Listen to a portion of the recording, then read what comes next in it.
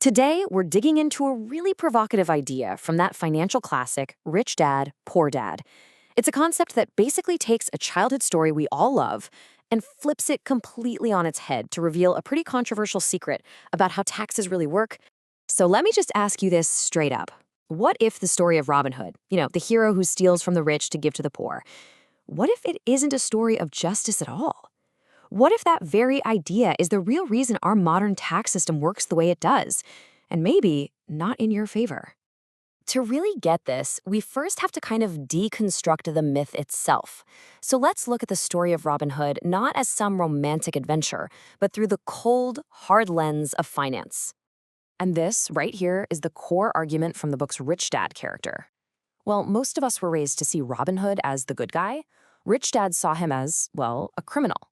And his reason for that? It pretty much changes everything about how you might see your taxes. So you've got two completely different versions of the same story here. On one side, the fairy tale we all know and love. But on the other, you've got the rich dad view, which argues that this whole take from the rich thing is a dangerous fantasy. Why? Because in the real world, it's not the rich who end up footing the bill.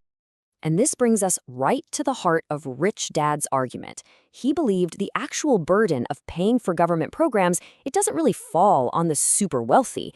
Instead, it lands squarely on the shoulders of the educated, hardworking middle class. So let's explore why he thought that. So how in the world did we get here? How did an idea that was supposed to help the poor end up costing the middle class so much? Well, the answer is kind of hidden in the history of the income tax itself. This question right here, this is what unlocks the whole puzzle. To understand what's happening today, we've got to go back and look at how the tax system was even created, and maybe more importantly, how it was sold to the public. For most of history, a permanent income tax just wasn't a thing. Sure, taxes existed, but they were temporary, for big emergencies like funding a war. But then everything changed. First in 1874 in England, and then in 1913 in the US. And let me tell you, once the government got a taste for this new stream of revenue, its appetite just kept growing. So, how did they pull this off? How did they make a permanent tax constitutional? Well, they sold it to the masses with a very simple, very popular promise. This tax was designed only to punish the rich. The poor and middle class voted for it, because why wouldn't they? They believed it would never, ever affect them. But here's the huge ironic twist. The government's need for money just kept getting bigger, and soon that tax had to be applied to lower and lower income levels to keep up. It literally trickled down, catching the exact same middle and lower classes who had cheered for it in the first place. And this whole situation is magnified by two totally different ways of thinking about money and success. The book breaks this down as the poor dad, the bureaucrat, and the rich dad, the capitalist. Okay, so check this out. The poor dad, a government employee, measures his success by the size of his budget. If he spends more money and hires more people, he's doing a good job. But that approach requires more and more tax dollars. The rich dad, on the other hand, the capitalist, sees success as efficiency, spending less and hiring fewer people to get the job done. You can see right away how these two mindsets are on a collision course. So if taxes eventually trickled down to everybody, how do the rich legally avoid taking the biggest hit? Well, this brings us to what the book calls their secret weapon, understanding the absolute power of the corporation. When we hear the word corporation, we think of these giant skyscrapers. But according to Rich Dad, it's way simpler than that. A corporation is really just a legal document, like a file folder in a cabinet. It creates a legal body that's totally separate from you. It doesn't have a soul, it just exists on paper, but it is incredibly powerful. And right here, this is the single biggest advantage. As an employee, you follow path one. You earn money, you immediately pay taxes, and then you try to live on what's left.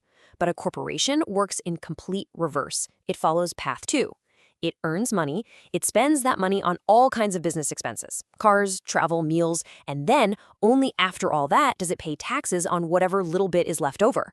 That is a total game changer. This leads to a really powerful philosophy the wealthy use for protecting their assets, and it's summed up in just 3 words: own nothing, control everything. So, the rich use legal structures, like corporations and trusts, to act like shields around their assets. If someone tries to sue them, they often find that the wealthy person technically owns almost nothing in their own name. It's all controlled through these legal entities. This is in stark contrast to the middle class, right? We're often taught to try and own our house and our car in our own name, but that just makes us an easy target. So how does any of this apply to you? Well, according to the book, you don't have to be rich to use these rules. But what you do need is to develop what it calls your financial IQ. Financial IQ isn't about how much money you have, it's about how much you know. It's the knowledge you need to understand and navigate the financial system to your own advantage.